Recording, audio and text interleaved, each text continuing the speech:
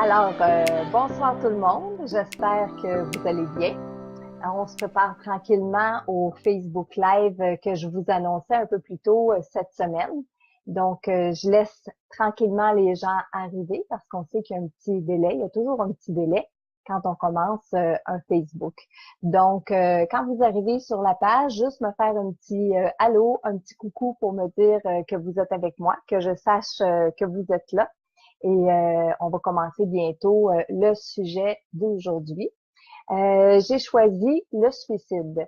Pourquoi le suicide? Parce que vous êtes plusieurs à chaque moment à venir écrire sur mon groupe privé. Qu'est-ce qui arrive à l'âme après le suicide? Qu'est-ce qui arrive à ceux qui s'enlèvent la vie? On va avoir des grandes questions ce soir. Donc, je vous invite aussi à les inscrire dans les commentaires. Soyez pas gênés. Et je vais tenter au courant de la soirée de répondre à quelques-unes de ces questions-là. Donc, encore une fois, comme je le disais, je donne le temps aux gens d'arriver à notre Facebook Live. Plusieurs personnes attendaient parce que ça fait quand même un bon petit moment que j'ai pas fait de Facebook Live. C'était voulu dans quelque sorte. Le temps de ramasser des sujets, ramasser des questions, des informations, savoir ce que les gens avaient envie de partager, ce que les gens avaient envie de poser comme question, de savoir. Je vois qu'on commence à être quelques personnes. Je vous demanderai d'écrire. Ah, parfait, j'ai les commentaires ici, je les vois. Mariette Blanchette-Mariette, qui est souvent présente dans mes Facebook Live. Bonsoir, Mariette. Ensuite, j'ai Yvonne, j'ai Lise, j'ai Claudette, j'ai Diane, Sandra, Christiane, Brigitte, Huguette aussi, Diane Gadouri, Céline, France, Sylvie, Brigitte, Nancy Descoteaux, Steve, Lisotte. Merci Steve, bon retour au Québec. Oui, bon retour. Je suis arrivée hier d'un long séjour au soleil. J'ai pris des forces, j'ai pris des énergies, je me suis reposée, puis je reviens complètement en forme. D'ailleurs, je vais annoncer bientôt notre calendrier de conférences. Ça devrait sortir au courant du mois de mars. Les gens arrivent. Alors, bonsoir à tous ceux qui sont présents ce soir pour notre Facebook Live. Donc, le thème ce soir, le suicide. C'est un sujet qui est délicat à aborder. C'est pas facile de parler de suicide quand on est pris dans cet environnement-là, premièrement pour soi-même, parce que peut-être qu'il y en a certains ce soir qui est en train de m'écouter et qui avaient déjà pensé au suicide, déjà posé des gestes qui peuvent nous amener au suicide. Je sais pour ma part, pour avoir communiqué avec plusieurs âmes de personnes qui se sont enlevées la vie, c'est pas un état qu'on est capable réellement d'expliquer, même une fois qu'on est arrivé de l'autre côté. Donc, l'état dans lequel on se trouve quand on pense au suicide, c'est vraiment, c'est bouleversant. Et on n'a plus de solution. En fait, la seule solution qui nous reste, c'est souvent celle de penser à mourir, à s'enlever la vie. En fait, je dis de mourir, puis c'est pas si vrai que ça, parce que beaucoup de gens, quand ils s'enlèvent la vie, c'est pas mourir qu'ils veulent, c'est arrêter de souffrir. Donc, pour ma part, je peux pas parler au côté psychologique parce que j'ai pas la formation pour parler de tout l'aspect mental et psychologique de cette situation-là. Mais je peux parler, par exemple, de ce qui arrive à une âme quand elle arrive de l'autre côté, son cheminement, comment ça se passe. Et si je recule dans le passé, quand j'ai écrit mon premier livre, Les morts nous donnent signe de vie, j'avais écrit dans ce livre-là que lorsqu'on s'enlève la vie, on arrive de l'autre côté, puis on est comme maintenu dans un endroit comme une sorte de punition et qu'on allait renaître sur Terre dans quelques années après et qu'on va revenir vivre une autre vie. Moi, je pensais que ça s'arrêtait là, que l'autre côté, bon, on s'en allait dans un coin, on était en punition, puis ensuite on revenait. On s'en allait dans le bas astral et tout. Puis je pense que c'est la croyance encore aujourd'hui de plusieurs personnes. Quand ce livre-là est sorti, j'ai eu par la suite encore plus de consultations, plus de communication avec les personnes décédées. Et curieusement, c'était beaucoup l'âme des gens qui s'étaient enlevé la vie. J'ose même dire, des fois, ils venaient cogner à ma porte pour dire « Hey, Marilène, on va t'expliquer, nous, c'est pas tout à fait comme ça. » Alors aujourd'hui, si je parle différemment de l'évolution des âmes de personnes qui se sont enlevées la vie, c'est que j'ai eu plusieurs communications de personnes qui se sont suicidées et qui viennent à travers moi, à travers mon canal, nous expliquer comment ça se passe pour chaque personne de l'autre côté qui passe par cette période-là. Dans un premier temps, on va élucider quelque chose tout de suite par justement les communications que j'ai eues. Souvent, j'entends les gens dire c'était son chemin de vie. Il avait décidé ça. C'était sa mission. Hélas, non. Une personne qui s'enlève la vie, c'est pas quelque chose qui est prévu dans son chemin de vie. Pourquoi? Parce qu'une âme, quand elle planifie son chemin de vie, elle planifie ses joies, elle planifie les moments heureux, mais elle planifie ses épreuves et elle planifie ce qu'on appelle aussi le karma. Et dans toute cette planification-là, jamais, jamais, jamais, une âme va choisir de venir au monde pour, à une période de sa vie, quand ça va être difficile, ben s'enlever la vie. C'est pas une mission, c'est pas considéré comme une mission, c'est pas considéré comme une mort naturelle. Une mort naturelle, je veux parler de l'âme qui a fait ce choix-là. Pas du tout. Qu'est-ce que c'est en fait? Ben c'est dû à notre libre arbitre, c'est dû à notre mental qui, à force de répéter à l'intérieur de nous, la vie est pas belle, ça vaut pas la peine de vivre, personne m'aime, et toutes les idées noires. Puis on le dit, hein, les idées noires qui nous passent par la tête. Alors là, l'humain, avec son libre arbitre, va choisir intentionnellement de s'enlever la vie d'une manière ou d'une autre. Ok?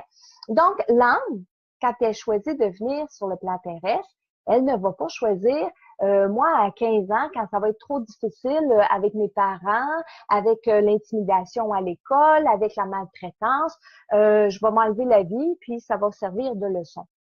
Pas du tout. Donc, la première croyance que je vous dirais d'enlever parce qu'on me l'a raconté maintes et maintes fois, c'est celle que c'est l'âme qui a choisi ça. Donc, c'est pas une mission de vie et une âme ne choisit pas ça. Par contre, quand elle va choisir de venir sur Terre, comme nous ici les humains, on est vulnérables dans certaines situations de notre vie, notre ange gardien, il sait qu'on est vulnérable. Donc, quand il va planifier notre chemin de vie, il va voir qu'on peut être à ce point vulnérable qu'on pourrait avoir les idées noires, avoir l'idée de s'enlever la vie. Il va se faire une note, j'aime bien dire, moi, une note dans son chemin, là, dans son travail, notre ange gardien, qui va l'amener à être un peu plus prudent quand on va être dans cette situation-là. Mais pourquoi, justement, notre ange gardien aide pas ceux qui sont dans cette situation-là et qui finissent par s'enlever la vie? Ben, c'est que l'être humain a choisi d'écouter son mental avec son libre arbitre humain. Et donc, il écoute plus son ange gardien, il entend plus cette voix-là qui lui dit qu'il va y avoir des solutions, que demain ça va être meilleur, qu'il n'est pas toute seule, qu'il y a quelqu'un avec lui, étant l'ange gardien lui-même. Ben, l'être humain, il entend plus ces paroles-là quand arrive le moment où il va poser le geste. Maintenant, les croyances que j'avais à l'époque où je disais qu'une personne qui se suicide, c'est fini, elle s'en va dans le noir, elle s'en va noirceur, elle s'en va réfléchir, puis elle va revenir vivre sur Terre, et elle va tout avoir la même vie qu'elle a vécue. Ben, ça s'est estompé avec les années parce que, encore une fois, lorsque je vous raconte qu'au niveau des communications, il y a des personnes suicidées qui sont venues me voir et qui sont venues me raconter exactement le cheminement qu'ils ont vécu de l'autre côté. Une majeure partie de ces âmes-là prennent, je pourrais vous dire, le même chemin. Qu'est-ce que c'est ce chemin-là? Quand on décède, vous et moi, on a des étapes. Quand on meurt, on arrive de l'autre côté. C'est un changement d'état de conscience. Je vous l'ai déjà expliqué, hein? La mort, c'est un changement d'état de conscience. Donc, quand on arrive de l'autre côté, on réalise qu'on est décédé, on va accumuler des énergies, puis on va comprendre toute la vie, tout ce qu'on avait vécu, puis après ça, on va être dans la lumière et on chemine et on évolue, puis jusqu'au moment où on a envie de revenir sur Terre, OK?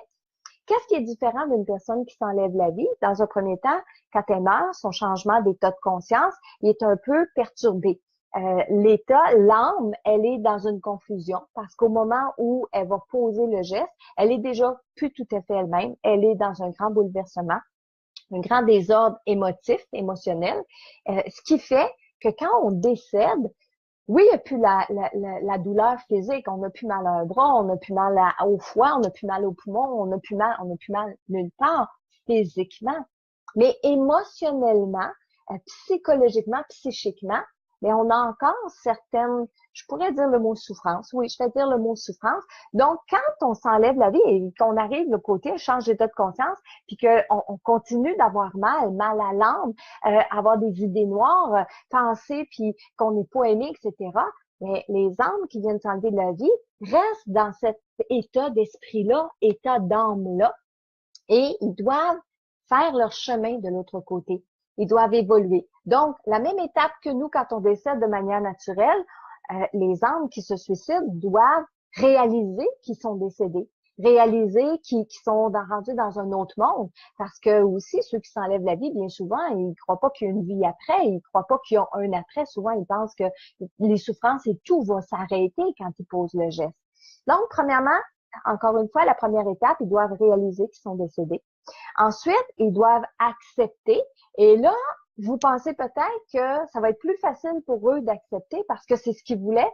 Non, souvenez-vous, je vous ai dit, un être humain qui s'enlève la vie ne veut pas nécessairement mourir. Il veut que ça arrête, que les idées noires arrêtent, que la souffrance arrête, que le mal de l'âme arrête. Donc, quand il se réveille de l'autre côté, dans son état de conscience, puis qu'il s'aperçoit que si les problèmes sont pas tous réglés, que c'est pas tout à fait ça, qu'il pense encore aux mêmes choses, que peut-être le même mal à l'âme, ben cette âme-là va chercher de l'énergie, va vouloir comprendre, va vouloir accepter, puis va vouloir, je vais dire un grand mot, s'en sortir, comme il aurait dû faire sur le plan terrestre, comme il aurait pu faire sur le plan terrestre, mais il va le faire dans un état de conscience modifié, dans la mort, dans l'après-vie. Et quand il va se rendre compte et qu'il va devoir accepter son choix, ça sera pas si facile que ça non plus. Parce que quand il va se rendre compte que c'est lui-même qui s'est enlevé la vie, l'être humain lui-même qui s'est enlevé la vie, ben, il sera pas content. Parce qu'il va bien, là, il va comprendre que c'était pas dans son chemin de vie. Là, il va comprendre que c'était quelque chose qu'il aurait pas dû faire. Pourquoi? Parce que tranquillement, dans son état de conscience, va lui apparaître les solutions.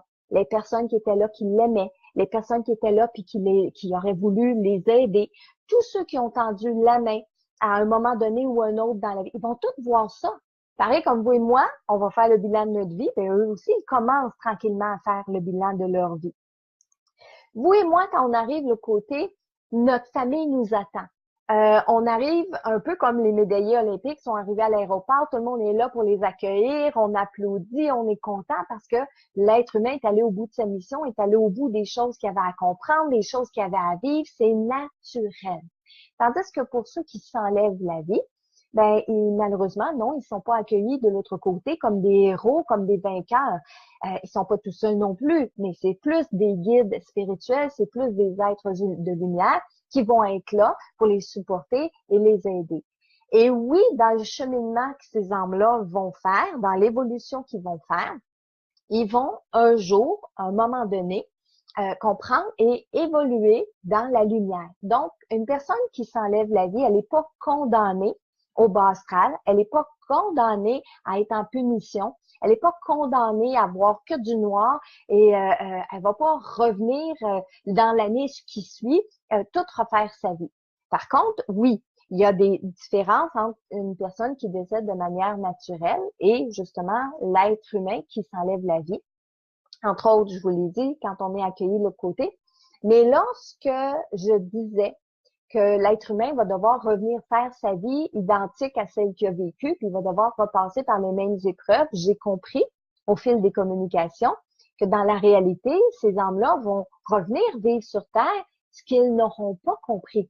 Donc, si par exemple, c'est un jeune homme qui s'enlève la vie après, un jeune homme ou une jeune femme qui s'enlève la vie après une grosse peine d'amour, qui n'accepte pas, qui n'a pas voulu comprendre, qui n'a pas voulu vivre ça, puis s'est enlevé la vie à cause de ça, avec cette raison-là, ben oui, quand il va revenir dans sa prochaine vie, ben au bout d'un certain temps, il va avoir mis dans ses épreuves, dans son karma, une grande peine d'amour, et là, il va falloir qu'il passe au travers. Mais si dans sa jeunesse, cette même personne-là a vécu des obstacles, a vécu des épreuves, et a surmonté les obstacles grâce à sa force, grâce à ses croyances, etc., ben, il n'y aura pas besoin de revenir vivre ça dans une prochaine vie, parce qu'il va l'avoir compris, il va l'avoir vécu. Donc, les années qu'on accumule, les expériences qu'on accumule, qu'on passe au travers, qu'on a compris, on revient pas les vivre dans une autre vie, et ça, même si on s'enlève la vie. Mais par contre, celui ou celle qui s'enlève la vie parce que il y a un mal d'âme, parce qu'il y a une peine d'amour, parce que il a perdu tout son argent au jeu, il a fait une faillite, il a honte, puis il décide de s'enlever la vie. Pour toutes ces raisons-là, et malheureusement, oui, dans une prochaine vie, ça va être son cheval de bataille. Il y a des personnes aussi, quand ils reviennent dans une prochaine vie et qui sont sur le point de revivre les mêmes épreuves, ils ont comme un souvenir, ils ont comme quelque chose dans la mémoire qui leur rappelle qu'ils ont probablement déjà vécu ça. La sensation que ça fait. Et parfois, ça retient justement les êtres humains ici de poser ce geste-là.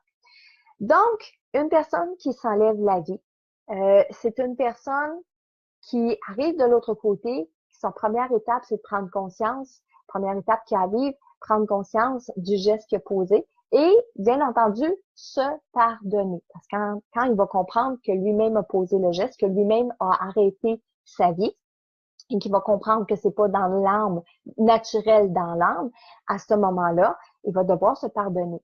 Nous, ici sur Terre, souvent, on va dire à ceux qui se sont enlevés la vie, je te pardonne, je suis en colère, j'ai de la peine, j'accepte pas le geste que tu as posé, mais je comprends, puis je peux comprendre que peut-être tu es heureux aujourd'hui. On dit toutes ces choses-là et on lui pardonne. Et c'est correct parce que ça envoie de la belle énergie, ça envoie de l'amour à la personne qui s'est enlevé la vie.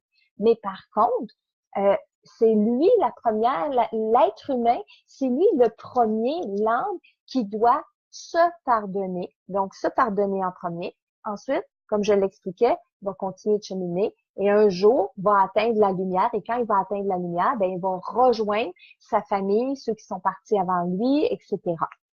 Donc, au niveau des croyances, il y a une légère modification qu'on peut faire. Donc, si jamais vous êtes de ceux qui avaient la même croyance que moi il y a quelques années, mais peut-être qu'avec les expériences que je vous raconte, ben vous allez ouvrir et vous allez comprendre un peu plus pour la situation des âmes qui s'enlèvent la vie. Maintenant, je parle d'une évolution qui est naturelle pour quelqu'un qui, sur Terre, a passé un mauvais moment, a passé une période difficile. Par exemple, s'est enlevé la vie à cause d'une peine d'amour, à cause d'une intimidation, à cause d'un sujet délicat, à cause d'une situation bien particulière. Mais qui, dans le restant de sa vie, était quelqu'un de normalement enjoué, des hauts, des bas, mais que ça allait quand même bien. À ce moment-là, oui, l'évolution va se faire plus facilement pour l'être humain, pour l'âme de l'autre côté. Mais malheureusement, il y a des âmes qui, lorsqu'ils vont quitter le plan terrestre ici, après s'être enlevé la vie, voudront pas croire que c'est mieux de l'autre côté, voudront pas évoluer, vont bouder, moi, à mon mode de communication, à moi, lorsqu'ils vont se présenter, ces âmes-là de défunts, ils vont se présenter souvent derrière des barreaux de prison, derrière une vitre, derrière un mur, vont me tourner le dos, vont être assis dans un coin, dans une pièce, vont me tourner le dos, les deux bras croisés, puis ils vont refuser la communication, mais ils vont vouloir faire savoir qu'ils sont là, qu'ils sont présents. Et ça dépend de la personnalité et des croyances de l'être humain primordial, ok, donc de l'être humain en premier, comment il était sur la Terre. Donc, malheureusement, c'est vrai qu'il y a des âmes qui s'enlèvent la vie et qui se retrouvent dans la noirceur, et qui se retrouvent dans la confusion, et qui se retrouvent dans la non-acceptation, et qui se retrouvent fâchés parce qu'ils continuent de souffrir de l'autre côté.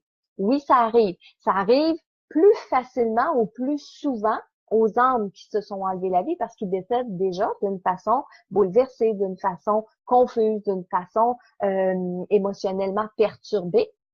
Donc, eux vont avoir plus de difficultés de l'autre côté. Puis, il y en a pas beaucoup qui vont choisir d'aller dans la lumière. La plupart vont choisir de partir vers ce qu'on peut appeler le bas astral, vers la noirceur, vers les mondes de confusion, parce qu'ils vont refuser tout ça. Alors, il y a une partie des croyances qui étaient vraies dans ce que je ressentais quand je disais que les personnes qui s'enlevaient la vie s'en allaient d'un côté plus sombre, s'en allaient en punition. Mais moi, je pensais que c'était tout le monde qui allait là, que c'était systématique. Mais les communications m'ont montré le contraire. Donc, l'âme qui s'enlève la vie a un cheminement particulier, un cheminement différent que la plupart des gens qui vont décéder de manière naturelle.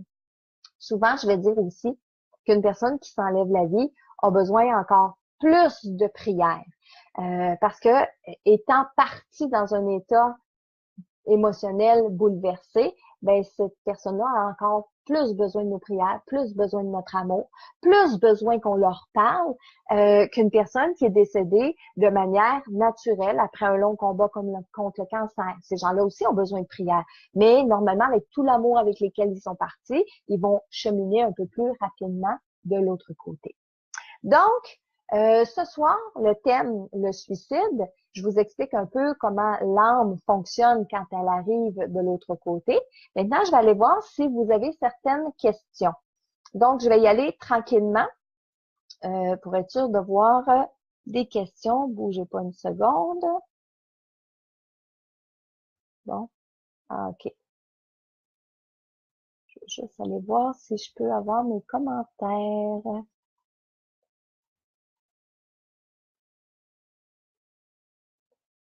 J'ai de la difficulté à avoir les commentaires. Allez, allez. Je vais écrire un commentaire. Est-ce que je peux avoir vos commentaires? Sinon, je vais prendre un autre. Ah, OK, bon, je commence à les voir. Bon, je sais que vous êtes plusieurs à me demander, ceux qui ont choisi la mort assistée, est-ce considéré comme un suicide par la suite? Je vais vous expliquer ce qu'il en est aujourd'hui au niveau de la communication que moi je reçois, que ce soit de la part des anges, des guides, de mon propre ange gardien. Je n'ai pas eu encore de communication via une personne qui a décidé de prendre le suicide assisté. Et ce soir, autant dans les commentaires qu'on va mettre sur la page, s'il vous plaît, je veux pas qu'on parte un débat là-dessus parce que c'est pas encore clair. C'est pas clair, net et précis. Ça a pris, par exemple, je vais vous donner un exemple. Ça a pris combien d'années avant qu'on puisse modifier la croyance, par exemple, que lorsqu'un bébé décédait avant d'être baptisé, ben son âme allait dans l'Inde, que le bon Dieu voulait pas de ce bébé-là et que l'âme de ce bébé-là allait dans l'Inde. Tout comme, il y a une cinquantaine d'années environ, quand un être humain avait des problèmes, avait des maladies mentales et qui décédait, on refusait de l'enterrer dans le cimetière conventionnel. Il y avait comme une fosse commune à part. On voulait pas, on disait de ces êtres-là qu'ils étaient possédés du diable, puis que le bon Dieu en voulait pas, puis c'est sûr qu'ils allaient pas au paradis. Et on était des années à avoir cette croyance-là. Aujourd'hui, il y a un phénomène nouveau qui nous arrive, qui est le fait qu'on peut choisir d'avoir une mort assistée, c'est-à-dire d'être en fin de vie quand on sait qu'on est en fin de vie, quand on sait qu'il nous reste plus beaucoup de temps, quand on sait qu'on est condamné et qu'on fait le choix en tant qu'être humain de prendre une médication, de prendre un traitement pour finir la fin de nos jours. Est-ce que c'est considéré dans l'au-delà comme un suicide? Bon, j'ai posé la question pendant longtemps à mes guides pour avoir des réponses. Je les ai pas eues au niveau de la communication, au moment où je l'ai demandé. Mais je me souviens, une journée, j'étais à la maison chez moi et la télévision jouait en arrière. J'étais en train de faire quelque chose et la télévision, elle était aux nouvelles et on parlait au sujet du suicide assisté. Et j'écoute pas vraiment la télévision, mais le mot suicide assisté, c'est comme si dans la télévision, il s'était mis à être dit plus fort. Je demande à mon mari qui est à côté de moi, je dis, mon Dieu, t'as-tu entendu le son de la télé, as-tu monté? Il me dit, ben non. Oh, je dis, OK. Fait que la nouvelle se continue. Et peut-être 2 ou 3 minutes après, le présentateur qui parle de la nouvelle redit encore, puis c'est comme si encore une fois le son de la télé s'était levé toute seule. Ça dit le mot suicide assisté. J'ai arrêté, j'ai dit OK, j'ai compris le message, c'est considéré comme un suicide. Aujourd'hui, les gens vont avoir changé le mot. Ils vont plus dire suicide assisté, ils vont employer d'autres termes. Pour le moment, de l'autre côté, dans le monde de l'au-delà, ils se préparent à ce phénomène-là parce que c'est un phénomène qui est en train de se produire. Les gens vont choisir le moment de leur mort Encore une fois, je le répète, quand ils vont se savoir condamnés, quand ils sont en fin de vie. Maintenant, encore une fois, au moment où on se parle, oui, c'est considéré de l'autre côté comme une forme de suicide. Parce que entre le moment où la personne dit, bon, je suis condamnée, de toute façon, il me reste 1 mois à vivre, et la personne décide pour ne pas souffrir, d'arrêter tout de suite, puis de mourir à l'instant même. Là où est-ce que peut y avoir débat, là où est-ce qu'il faut se poser la question, c'est dans le dernier mois qui reste à cet être humain-là à vivre, outre les souffrances, OK? Dans ce mois-là, il peut avoir énormément de cadeaux. Il peut comprendre énormément de choses. Il peut se rapprocher de beaucoup de gens. Et là, vous allez me dire, oui, mais il a le temps de faire ça quand il va choisir le moment où il va mourir. Il a le temps de tout faire ça. Parfois, oui. Parfois, non. Parfois, il y en a qui vont le faire rapidement. Ils vont le faire comme on va exécuter mes dernières volontés. Oublie pas, quand je vais être partie, de remettre telle chose à telle personne. Quand on va donner des directives. Mais est-ce qu'on va vraiment être dans le moment où est-ce qu'on a encore des choses à comprendre, des choses à vivre et aussi à faire vivre aux gens qui sont autour de nous? Quand je dis on fera pas un débat avec ça, c'est je sais qu'il y a des personnes qui vont me dire oui, mais une personne qui est plus consciente, une personne qui reconnaît plus son monde, une personne qui a plus de qualité de vie. Malheureusement, même dans sa non-qualité de vie et dans cette souffrance-là, les gens ont encore des choses à apprendre, ont encore des choses à vivre et à faire vivre aux gens qui sont autour d'eux, que ce soit la famille, que ce soit le monde médical et tout ça. Mais comme je dis, avec le temps, ça va probablement changer parce que j'imagine qu'il va y en avoir de plus en plus et les gens de l'autre côté, les anges, les guides, etc., sont préparés à ça et il y aura probablement une différence de croyance qui va s'installer tranquillement. Alors, tout n'est pas toujours tout blanc, tout n'est pas toujours tout noir. Est-ce qu'un suicide assisté est réellement considéré comme un suicide? Bien, ça dépend de l'être humain qui a choisi de prendre cette décision-là. Si sur le simple avis médical, je sais que ça fonctionne pas comme ça, là, mais sur un simple avis médical où on lui dit il te reste 1 mois à vivre, puis qu'on choisit de ne pas se battre et de prendre le traitement pour être en fin de vie, est-ce que c'est pas considéré comme un suicide comparativement à quelqu'un qui va dire il me reste 1 mois à vivre, mais moi je vais me battre, puis je vais faire en sorte que ce diagnostic-là soit faux? Et combien de personnes ont été diagnostiquées en disant il vous reste 1 mois à vivre, puis ça fait 2 ans, puis 3 ans et 4 ans, ils sont encore en vie. Qu'est-ce qui était arrivé? Il serait arrivé à ces personnes-là si au moment où on leur avait annoncé ce diagnostic-là, on aurait décidé de prendre le traitement. Et si vous le demandiez à ces gens-là qui s'étaient fait promettre, pas promettre, mais dire ce diagnostic-là, et qui sont encore en vie, comme je vous dis, 3 ans, 4 ans plus tard, et qui sont heureux et qui une chance, qui n'ont pas écouté leur médecin jusqu'à un certain point, ou qui ont voulu croire et qui ont voulu se battre, et qui sont encore en vie, peut-être que eux vous diraient qu'ils choisiraient pas ça, le suicide assisté. Alors ça, je pense que c'est une question qui est personnelle à chacun. Je pense qu'on peut pas juger. On peut pas juger que telle personne a le droit à la mort assistée, qu'elle souffre plus qu'une autre, puis que dans les souffrances, on devrait penser à tous ceux qui ont mal, etc. Je pense pas. Je pense que c'est des cas uniques. Et aussi, quand on arrive de l'autre côté, c'est considéré comme un cas unique aussi. Vous savez, pour ceux qui ont écouté le film Nos Solars, ok, Notre demeure en français, ceux qui ont écouté ça, il est question à un certain moment donné du guide de l'être humain qui est décédé. Le médecin, c'est un médecin qui décède dans ce film-là. Et le guide, à un moment donné, lui dit que c'est une forme de suicide qu'il soit décédé d'un cancer. Pourquoi? Parce que même s'il savait malade, il a continué de fumer la cigarette, il a continué de boire du vin, il a continué de mal vivre, autrement dit, ce qui a amené à son corps physique à développer le cancer puis à en mourir. Encore une fois, je ne vais pas dire que c'est tout le monde qui a le cancer, qui c'est une forme de suicide, mais il y a certaines morts qui, lorsqu'on arrive de l'autre côté, qui ont été considérées naturelles ici, comme une sorte de cancer, comme un accident, comme toutes sortes de choses comme ça, mais qui est beaucoup plus interprétée quand on arrive de l'autre côté comme une forme de suicide. OK? Donc, c'est pour ça que je vous dis, c'est pas tout blanc, c'est pas tout noir. c'est sûr et certain qu'une personne qu'on retrouve pendue dans un endroit, c'est un suicide. Une personne qui s'est ouvert les veines ou une personne qui a pris plein de médicaments avec de la boisson, qui laisse une lettre qui dit qu'elle se suicide, c'est hors de tout doute. Mais il existe d'autres formes de suicide qui est traitée cas par cas quand on arrive de l'autre côté.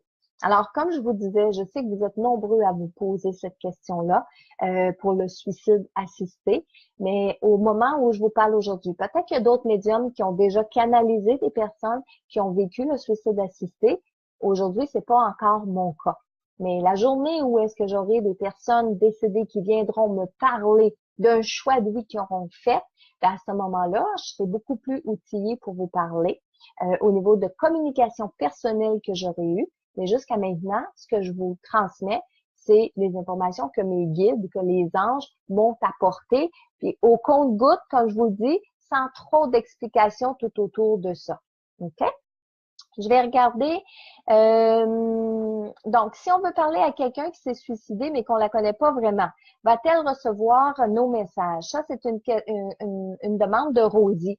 Oui, Rosie, il suffit juste de se brancher, de parler à la personne qui s'est enlevé la vie, qu'on la connaisse, qu'on la connaisse pas. Tout vient du cœur, tout vient avec les intentions. Donc, à partir des intentions qu'on laisse, à ce moment-là, oui, la personne elle va recevoir nos prières. Maintenant, est-ce qu'il y a des prières différentes qu'on peut faire? Oui, il y a des prières différentes qu'on peut faire pour l'âme des suicidés. Il y en a dans mon livre, les prières, mon petit livre de prières que j'ai fait, nos prières pour ceux qui nous ont quittés. À ce moment-là, il y en a que j'ai fait exactement pour les personnes qui se sont enlevées la vie. Mais sinon, allez-y dans vos mots. Allez-y avec votre cœur. Laissez parler votre cœur, que vous connaissez la personne ou que vous la connaissez pas. On envoie nos prières, on envoie nos intentions. Autre chose aussi qui fonctionne beaucoup, c'est allumer une chandelle. Donc, allumer un lampion, qu'on soit à la maison, qu'on soit en passant dans une église, dans une cathédrale, dans un lieu saint, dans un lieu de culte. On allume des chandelles et quand on allume la chandelle, ben on dit par exemple, c'est pour toi, mon ami Pierre qui s'est enlevé la vie, pour toi, mon ami, mon cousin, mon frère, mon conjoint Robert qui s'est enlevé la vie. Donc, à ce moment-là, on envoie, en mettant la flamme, quand on allume la flamme de la chandelle, on met notre pensée, on met notre intention et la personne qui est décédée, le défunt, va recevoir cet amour-là. Et oui, ça va l'aider à cheminer de l'autre côté. Donc, Louise, c'est une grande question. Qu'est-ce qui arrive quand un homme se suicide pour éviter la prison après des agressions non violentes mais inacceptables? Est-ce qu'il se retrouvera encore dans une position d'abuseur? Bonne question, Louise.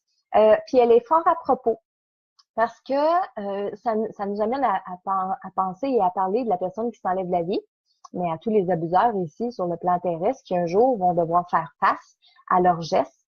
Il y a des personnes qui vont se repentir, il y a des personnes qui vont travailler énormément sur eux et qui vont choisir d'évoluer de l'autre côté.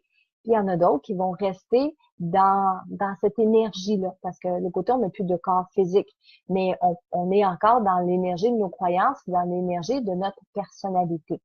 Alors, quand un homme se suicide pour éviter la prison, est-ce qu'il évite vraiment la prison? Je pense pas, parce que c'est une autre forme de prison qui l'attend quand il va être de l'autre côté. Et encore là, oui, je vous ai dit tantôt, ça m'est déjà arrivé d'avoir des communications avec des personnes qui se représentent devant moi en image, derrière des barreaux de prison, mais c'est eux qui se mettent en arrière des barreaux de prison. C'est eux qui se sentent en prison. C'est eux qui se sentent pris dans une pièce. Parce que quand on meurt, on arrive dans l'univers de nos croyances et on arrive dans l'univers de notre, je pourrais dire notre imaginaire, mais dans la réalité, ça va être dans l'univers de nos perceptions.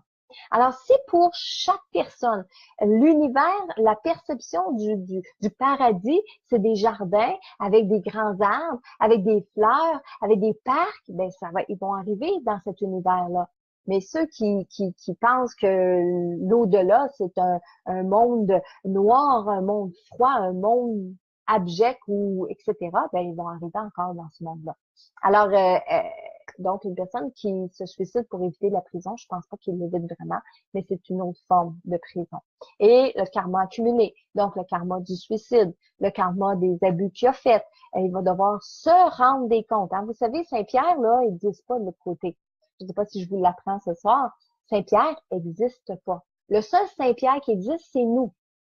C'est nous, quand on va arriver de l'autre côté, on va se juger. Est-ce que j'ai bien fait dans cette situation-là? Est-ce que j'ai mal fait? Est-ce que j'aurais pu faire autre chose? Est-ce que toutes ces questions-là, là, c'est nous qui allons nous les poser. Donc, une personne qui s'enlève la vie, il n'y a personne quand il arrive de l'autre côté, ni même son propre ange gardien qui va lui dire, t'aurais pas dû, fallait pas faire ça, t'es pas fin. Tout ça là, on s'enlève ça de la tête, ok? C'est nous-mêmes qui allons prendre une décision, qui allons se juger. Puis vous savez, entre vous et moi, on est encore beaucoup plus intransigeant avec nous autres mêmes. On est beaucoup plus dur envers nous-mêmes qu'envers les autres. Okay? Ensuite, Roxane qui me dit excellent sujet. Oui, tout à fait. Ben, excellent sujet en ce sens où c'est un sujet qui est triste, c'est un sujet qui est malheureux, mais c'est un sujet dont on a besoin de parler. Pourquoi? Il y a des moments où j'hésite à parler de suicide dans le sens où je vais pas mettre de l'avant que les âmes qui s'enlèvent la vie vont au paradis. Pourquoi? Parce que je veux pas que les gens prennent ça comme une solution, bien entendu. Hein? Je veux pas que les gens ils s'imaginent qu'une fois qu'on s'est enlevé la vie, qu'on arrive au côté, qu'on s'est pardonné, puis qu'on comprend, oh mon Dieu, j'aurais pas dû faire ça. Bingo, je m'en vais dans la lumière. Non, parce que mon but n'est pas qu'il y ait plus de suicides demain matin. Pas du tout, du tout, du tout. Mon but, c'est que les gens comprennent que c'est pas un choix d'âme, qu'il y a des solutions qu'il y a pour nous, qu'il y a des gens qui nous aiment autour de nous, qui existent aussi hein, des centres d'appel. Puis si vous en connaissez dans votre région, là, moi, je vous invite à venir les écrire dans mes commentaires ici, là, dans l'espace commentaire. Si vous êtes dans une région où il y a un centre pour le suicide, pas pour le suicide, mais contre le suicide, des gens qui sont là pour nous écouter, des gens qui sont là pour nous aider. Si ce soir, dans les personnes qui me suivent, vous avez des idées noires, vous songez au suicide, je veux que vous sachiez que vous n'êtes pas toute seule, qu'il y a d'autres personnes qui sont déjà passées par là, qui ont eu les mêmes bouleversements, les mêmes émotions, les mêmes idées noires et qui aujourd'hui vont aider d'autres personnes à s'en sortir. Puis ce que je vous invite à faire, c'est de prendre la main de ceux qui vous l'attendent et d'avancer. Il y a une partie que j'ai pas tout à fait touchée. Quand on arrive de l'autre côté, on m'a montré à quelques occasions, pas juste une fois, à quelques occasions, une personne qui s'enlève la vie et qui est décidée à cheminer, puis à vouloir s'en sortir, puis à avancer. Il y a une partie qui est douloureuse pour eux. Parce que comme ce n'était pas un chemin de vie, comme ce n'était pas prévu dans le destin, une fois qu'ils sont de l'autre côté, qu'ils voient le chemin de vie, leur bilan, qu'ils font leur bilan, on leur montre aussi. On leur montre ce qui serait advenu d'eux. On leur montre, par exemple, qu'ils se seraient mariés, qu'ils auraient eu des enfants. On leur montre qui les a retrouvés, la peine que ça leur fait aux personnes qui les ont retrouvés, la peine que les gens ont maintenant. Et souvent, ces âmes-là, ces défunts-là, ben là, c'est malheureusement là qu'ils réalisent, quand ils voient leur famille pleurer, à quel point ils étaient aimés. Et si je vous dis ça ce soir, oui, c'est pour vous décourager si vous avez les idées noires. C'est pas pour faire de la peine pour ceux qui ont déjà de la peine aujourd'hui, mais c'est plutôt réaliste. Encore une fois, ce que je vous raconte là, c'est vraiment des âmes de défunts qui sont venus m'expliquer ça, qui sont venus communiquer ces renseignements-là, qui aujourd'hui sont bien parce qu'ils ont passé à travers tout ça. Je me souviens entre autres d'une histoire où c'était un jeune homme qui s'était enlevé la vie et qui aurait choisi de devenir policier. Puis moi, lorsque je raconte ça à la mère qui est en consultation devant moi, je connais pas l'histoire de la famille et tout ça. Et je lui dis, votre fils qui est décédé aujourd'hui, qui aurait été policier, il le comprend aujourd'hui, qui aurait eu ça, et qu'il aurait été en coéquipier avec une personne très proche de lui, et que cette personne-là, aujourd'hui, le manque énormément et qui aurait voulu travailler avec lui et être avec lui. Et finalement, ça se trouve à être le frère de la personne qui s'est enlevé la vie, qui aujourd'hui est policier, qui à tous les jours, quand il va travailler, il a comme l'impression qu'il y a une partie de lui qui lui manque. Et pourquoi? Ben parce que dans la réalité, son frère aurait dû être avec lui dans la police. Là, je l'explique comme ça, là, de mémoire, mais on voit qu'il y a des personnes qui vont être capables de communiquer c'était quoi leur futur, qu'est-ce qui aurait dû arriver, comment ça aurait dû se passer. Les gens qui passent à travers ça. Et il y en a d'autres qui sont pas capables de passer à travers cette démarche-là, cette situation-là. Donc, c'est souvent ceux-là qui s'en vont, comme j'expliquais tantôt, plus dans la noirceur, dans le bouleversement, dans la confusion et tout ça. OK? Alors, encore une fois, c'est des cas uniques parce que chaque personne est différente. Chaque personne va voir ça d'une façon différente, va expérimenter, va avoir sa propre perception. Alors, je répète souvent, tout n'est pas tout blanc, tout n'est pas tout noir. Les personnes qui s'enlèvent la vie ne prennent pas toutes le même chemin. Les personnes qui meurent de façon naturelle ne prennent pas toutes le même chemin non plus. Chaque personne est unique, chaque évolution est unique. Je comprends, je continue de prendre vos questions. Bon, qu'est-ce qu'on a d'autre? Bon, accepter l'aide médicale à mourir, on en a parlé. OK, donc Francesca, elle me dit, moi, ça me fait encore plus de peine de savoir qu'ils souffrent même de l'autre côté et que ce sera leur cheval de combat pour toujours. Pas pour toujours, Francesca, mais pour le temps où ils vont avoir à comprendre. Je vais employer un grand terme aussi, se résigner. Mais ça, c'est comme sur le plan terrestre. Il y a des personnes qui traversent des moments très difficiles en dépression, des dépressions majeures, qui des fois, ça va durer 1 an, 2 ans, 3 ans, et qui, un matin, vont se lever puis vont dire, bon, ben écoute, c'est assez, je vais consulter, je vais m'en sortir, je vais faire ce qu'il faut. Ils vont redoubler d'ardeur et vont s'en sortir et des années après, vont mettre cet épisode-là en arrière d'eux. Donc, quand on arrive de l'autre côté, oui, on souffre, mais on souffre pas comme sur le plan physique, parce qu'on n'est pas toutes dans les mêmes conditions non plus.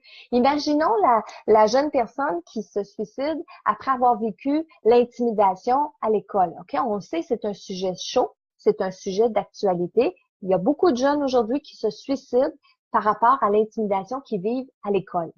Quand ces hommes-là vont arriver de l'autre côté, ils vont prendre conscience qu'il y avait des solutions, qu'il y avait d'autres personnes qui les aimaient, qu'il y avait en eux la force, une force intérieure probablement cachée, jamais montrée, où il aurait pu aller au-delà des intimidateurs, OK? Et ces personnes-là qui se sont enlevées la vie, mais de l'autre côté, continuent pas d'être persécutées. Parce qu'il n'y en a pas d'intimidation là dans le monde parallèle. Mais par contre, l'âme qui s'est sentie persécutée, qui va finir par comprendre, qui va comprendre toute la raison d'être de l'intimidation, va à un moment donné, oui, arrêter de souffrir. Et il y a de l'aide de l'autre côté, là, les anges, les guides, les aides spirituels, qui vont aider cette âme-là à prendre conscience de tout ça et à continuer de cheminer. Donc, c'est pas un combat qui est pour toujours, mais je suis obligée de dire oui, que les souffrances, ils continuent. Parce qu'imaginez une seconde, si les souffrances continuaient plus de l'autre côté, puis s'enlever la vie, ça serait facile. Ben, je pense qu'on serait plusieurs à s'enlever la vie, puis on le ferait de manière très facile, sans être conscient, et sans être conscient des conséquences des choses qui s'en viennent après.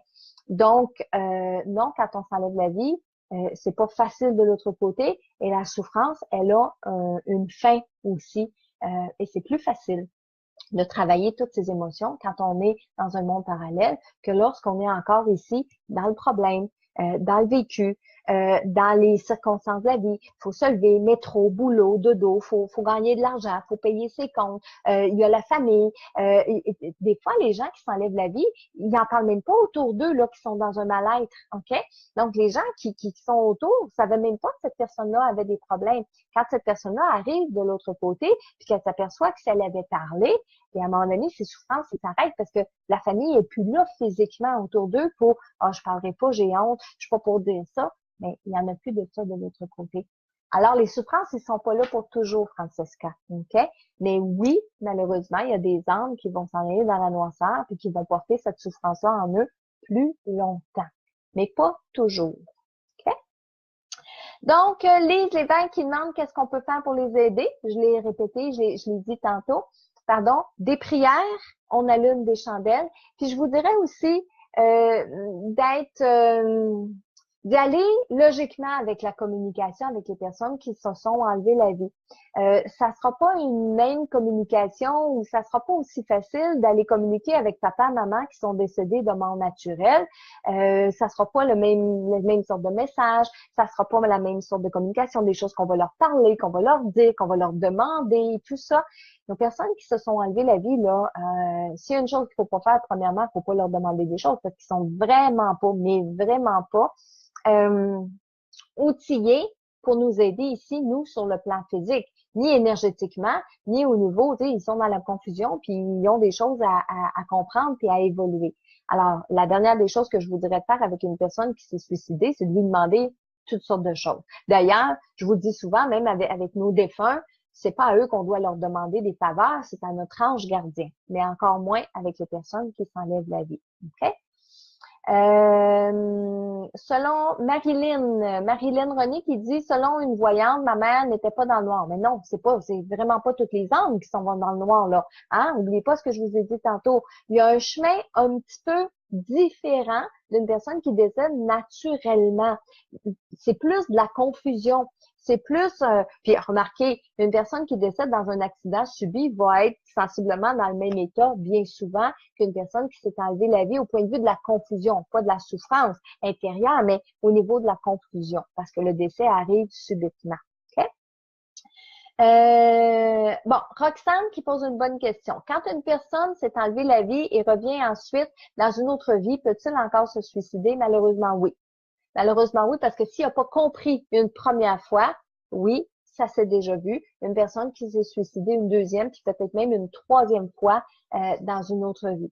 Et il y a des personnes qui ont une mémoire. Pas une mémoire, je me souviens, dans une autre vie, je me suis enlevé la vie. Mais entre autres, j'ai une dame que je vois, par exemple, une fois par année dans des soirées privilèges. Et elle m'explique souvent ce moment-là de sa vie où elle a été dans une dépression après une séparation. Ça faisait plusieurs années qu'elle était mariée avec un homme et cet homme-là lui a annoncé un beau jour qu'il la quittait. Elle a été dans une dépression, elle acceptait pas, elle était en peine d'amour et tout ça. Puis elle a pensé au suicide. Mais il y a quelque part à l'intérieur d'elle qui lui disait non, quand tu l'as fait la dernière fois, ça l'a pas réglé, puis tu es obligé de revenir vivre ici sur Terre cette même souffrance-là. Et lorsque je vous raconte ça, la dame en question, qui aujourd'hui est un peu plus âgée, elle avait jamais entendu ça nulle part, là, c'est ce que je suis en train de vous raconter là. Elle avait pas écouté une personne, une médium sur un média, elle était en train de dire que oui, on peut se rappeler. Non, c'était inné à l'intérieur d'elle. Donc, aujourd'hui, si elle ne s'est pas enlevé la vie, elle dit qu'elle s'est raccrochée à ce souvenir-là, qu'elle dit ne pas savoir d'où il lui vient, mais se raccrocher à ce souvenir-là, à cette voix-là qui lui a dit à l'intérieur d'elle, fais pas ça parce que tu sais, tu l'as déjà fait, puis là, tu vas être pris pour le refaire une autre fois, de revenir ici, revivre cette même peine d'amour-là avec ce même homme-là. Donc, si tu veux pas, faut que tu passes à travers cette fois-ci. Puis elle a réussi à s'en sortir, puis elle a réussi à passer au travers. Quand elle raconte cette histoire-là aujourd'hui, elle est encore en émotion, elle a encore de la peine, les émotions sont encore très, très présentes, mais elle les contrôle bien, et elle n'a pas d'idée de suicide aujourd'hui. Donc, malheureusement, oui, quand on comprend pas dans une autre vie, on peut revenir faire cette même erreur-là dans une autre vie. OK.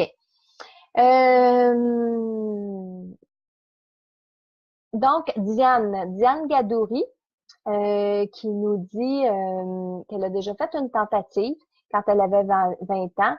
Est-ce que même si j'ai été sauvée, c'est mal vu pour eux? Pas du tout. Pas du tout, Diane, parce que vous êtes là ce soir, puis vous êtes en train de communiquer avec nous. Vous êtes capable de vous ouvrir puis de partager ça avec nous, Diane. Donc, prendre dans un premier temps, bravo. Parce que je pense que oui, il faut en parler de ces choses-là, il faut pas avoir honte, parce que c'est des moments difficiles qu'on passe. Puis, encore une fois, je vais le dire, souvent, c'est la dernière solution qui nous apparaît comme étant celle qui est la bonne. Donc, Diane, même si on a réussi à vous secourir, à vous sauver, si aujourd'hui vous êtes encore là, et que vous avez appris quelque chose de cette expérience-là, ça sera pas une expérience qui va être mal vue quand vous allez être de l'autre côté, mais souvenez-vous, je vous ai dit tantôt, c'est nous qui nous jugeons.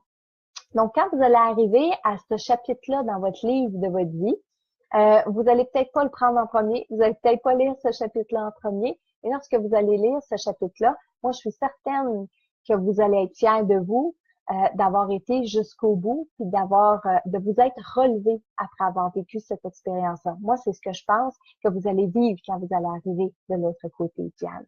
Okay? Donc, Carole qui demande, pour une personne qui est amenée de souffrir physiquement, elle souffrira autant dans une autre vie? Non.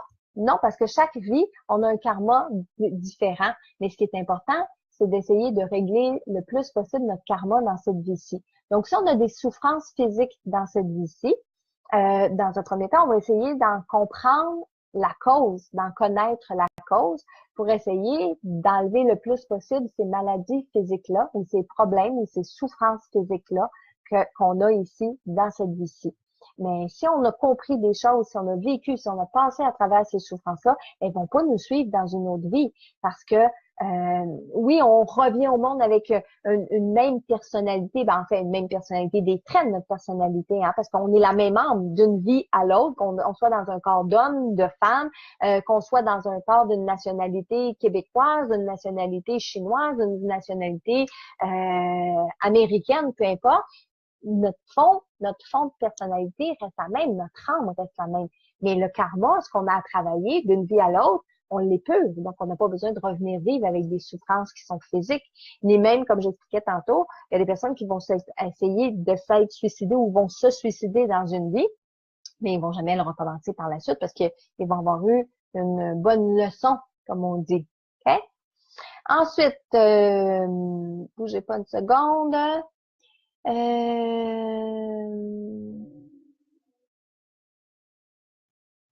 Qu'est-ce qu'on a? Bon, Sandra qui demande, comment on fait pour savoir si après une prière pour aider une personne qui s'est suicidée à passer dans l'autre monde à fonctionner?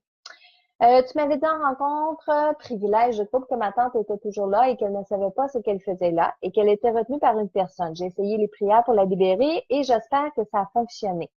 Normalement, quand on va faire des prières pour une personne, soit qui reste pris ici sur le plan terrestre, soit qui s'est enlevé la vie, la manière qu'on va savoir si nos prières ont fonctionné, c'est quand ces personnes-là vont venir nous donner un signe, soit à travers une communication, soit à travers une chanson, soit à travers un rêve, soit quand on lui demande. Mais faites pas une prière, mettons comme ce soir, puis demain matin, vous levez, puis demandez à la personne décédée, bon, est-ce que tu es dans la lumière, est-ce que ça a fonctionné? Surtout si la personne est décédée d'un suicide, d'un mal-être, c'était difficile pour elle, elle vous répondra pas tout de suite, là. Même si je dis que le temps n'existe pas de l'autre côté, faut donner un laps de temps à l'âme de cheminer de l'autre côté pour pouvoir venir nous faire un petit coucou et nous dire que finalement, oui, les prières ont fonctionné. OK?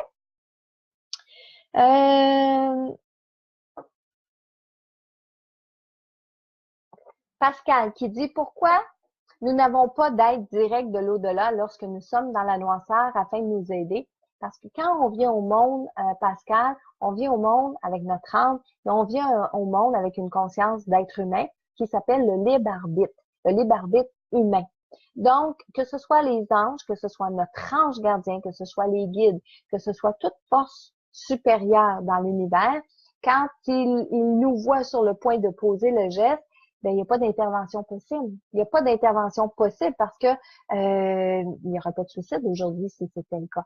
La personne qui s'enlève la vie, ben, les anges vont être avec lui jusqu'à la dernière minute pour essayer de lui faire comprendre qu'il faut pas faire ça, qu'il faut pas poser ce geste-là. Ils vont l'entourer de lumière, vont l'entourer d'amour. Et pour certains, ça fonctionne parce que il y en a qui à la dernière minute vont changer de décision, vont reculer, ou un peu comme Diane nous disait tantôt, l'intervention énergétique va faire en sorte que quelqu'un qui va être réceptif autour puis qui va arriver juste au bon moment.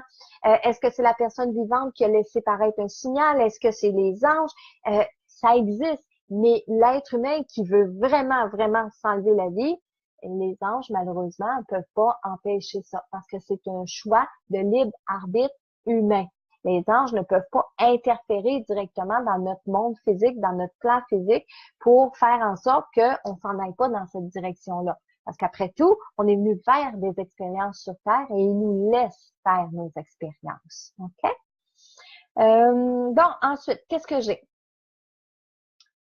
Bougez pas. Qu'est-ce que j'ai aussi comme question? La mort assistée, c'est une question qui revient souvent. Coïncidence, c'est aujourd'hui la date du suicide de mon ami. C'est Maryse qui nous écrit ça. Maryse, on dit coïncidence, on dit hasard, je crois pas au hasard. Donc, si vous vous retrouvez aujourd'hui même à penser à cet ami-là, c'est soit parce qu'il vous fait un coucou pour vous dire qu'il va mieux, qu'il va bien, ou c'est soit un coucou pour vous dire j'ai besoin de toi, j'ai besoin de tes prières, pense à moi très fort, ok? Donc, dans un cas comme dans l'autre, faites des prières ou allumez un lampion pour cet ami-là. Ok? Je vous dirais que je communique souvent avec des personnes qui se sont enlevées la vie. Malheureusement, il y en a beaucoup, trop à mon goût, trop souvent le geste est posé. Et je trouve ça triste, je trouve ça malheureux, à la fois pour le défunt, mais à la fois pour ceux qui sont ici sur le plan terrestre, qui sont bien souvent dans un état émotif ou bouleversé et qui se sentent coupables. Parfois, une communication avec un médium, qu'est-ce que ça va aider? Qu'est-ce que ça va servir dans le cas d'un suicide? Ben, ça va servir, entre autres, à se réconcilier. Parce que oui, il y a des personnes décédées qui vont venir dire à la personne qui se sent énormément coupable que c'est pas de sa faute, que rien, il y a rien qu'elle aurait pu faire. Puis quand elle dit ces explications-là, ben, quand elle dit ces mots-là, quand elle donne ce message-là, il y a des explications qui viennent avec ça. Hein? C'est pas juste t'en fais pas, sens-toi pas coupable, c'est pas de ta faute, c'est pas juste ça le message là qui parle. Il y a des explications qui viennent autour de ça. Et j'ai vu beaucoup de gens sortir d'une rencontre soulagés, sortir d'une rencontre en paix, apaisée, sortir d'une rencontre des fois bouleversée parce que, encore une fois, un peu comme Francesca, qu'on pensait pas qu'il y a des esprits qui peuvent s'en aller dans la noirceur, qui ont besoin encore d'aide, qui ont encore besoin de prières. Donc, ils vont partir de mon bureau avec OK, je vais aller faire des prières, puis vont revenir, par exemple, quelques mois après. Puis quand on refait la communication, ben, puis moi, je peux pas me souvenir des choses que je dis aux gens. Et des fois, la première chose que la personne décédée dit quand l'autre rentre, elle rentre dans mon bureau, c'est « Oh mon Dieu, merci, merci, si tu savais comment tu m'as aidé. » Et moi, je transmets le message, puis je sais pas pourquoi. Et là, de fil en aiguille, la personne va me raconter. Alors, ça aide de faire des communications avec les personnes qui sont décédées par suicide parce que ça peut les aider à venir dire le pourquoi, dire comment ils se sentaient, dire des choses qu'ils n'ont pas eu le temps de dire. Souvent, c'est des regrets, souvent, c'est des pardons aussi, mais des pardons qui sont sincères, pas juste pour apaiser la personne qui vient en consultation. Tout ça, c'est des choses qui sont faites sincèrement. Puis la personne, d'ailleurs, va le ressentir au niveau de son âme. Il va y avoir une résonance. Okay? Euh, OK. Je sympathise avec tous ceux et celles qui m'écrivent dans les commentaires que vous avez des parents qui se sont suicidés, que vous avez des conjoints qui se sont suicidés. Je sympathise beaucoup avec vous parce que maintenant, ceux qui sont décédés, les défunts, les âmes qui se sont suicidées, comprennent à quel point vous avez de la peine, comprennent à quel point vous pouvez vous sentir mal. Ça aussi, c'est un message pour vous faire comprendre ce soir que vous-même, étant une personne qui avait perdu quelqu'un par le suicide, vous n'êtes pas toute seule. Et que ceux qui se sont enlevés la vie et qui sont dans un monde parallèle, ben oui, ils peuvent faire des signes. Hein? Ces gens-là, ils peuvent quand même communiquer avec nous une fois qu'ils sont bien. Ou s'ils sont pas bien, ils vont nous le faire savoir. Par exemple, parfois, on va communiquer avec un âme qui est errante, avec une âme qui fait des problèmes, avec une âme qui est pas de bonne humeur, qui est pas contente. Et souvent, quand on établit la communication pour essayer de comprendre cette âme errante-là, mais on comprend que cette âme-là s'est enlevée la vie parce qu'elle n'était pas heureuse puis qu'elle est encore dans cette énergie-là. Alors, est-ce qu'on peut l'aider, cette personne-là? Ben oui, justement, on peut aider cette âme-là à passer dans la lumière en lui donnant de l'amour, en lui donnant de l'énergie, en lui parlant, en lui disant qu'elle peut se pardonner, que c'est une erreur, etc., etc., etc. Encore une fois, comme je disais tantôt, on lui parle avec notre cœur et on peut aider cette âme errante-là à s'en aller dans la lumière, mais parfois ils vont se manifester, ces êtres-là. Alors, encore une fois, soit pour manifester de la colère, de la chicane, un mal-être, mais aussi pour communiquer, je suis avec toi, puis je suis là, puis oui, je vais dans la lumière, etc. Donc, on peut communiquer avec nos personnes qui se sont enlevées la vie. On peut recevoir des signes, que ce soit par les chansons, que ce soit dans nos rêves, que ce soit avec des symboles comme les oiseaux, les papillons, les cœurs, des symboles peut-être plus particuliers avec certains de vos amis, certaines de vos connaissances, certains de vos enfants, de votre famille, de vos parents, etc. OK? En terminant ce soir, souvenez-vous que lorsqu'on s'enlève la vie, c'est pas une question de jugement. Autant pour ceux qui choisissent, pour ceux qui ont eu des idées noires, pour ceux qui ont pensé au suicide, on n'est pas là pour vous juger, on n'est pas là pour les juger. Puis je vous conseille ou je vous suggère fortement de ne pas juger ces personnes-là parce qu'on ne sait jamais quelle est la souffrance qu'ils ont à l'intérieur d'eux. Et plus que jamais, ils ont besoin de notre amour et ils ont besoin de nos prières. Donc, je termine mon Facebook Live de ce soir en vous disant un gros merci d'avoir été présent. Si vous réécoutez la rediffusion de cette capsule-là, de cette vidéo-là, ça va me faire plaisir de répondre à certains de vos commentaires. Donc, je ferai ça dans les jours qui vont venir. En attendant, je vous donne rendez-vous pour mon prochain Facebook Live qui aura lieu mardi prochain à la même heure. Sur ça, je vous souhaite une super de belle soirée, puis dans la lumière et dans la paix. Merci.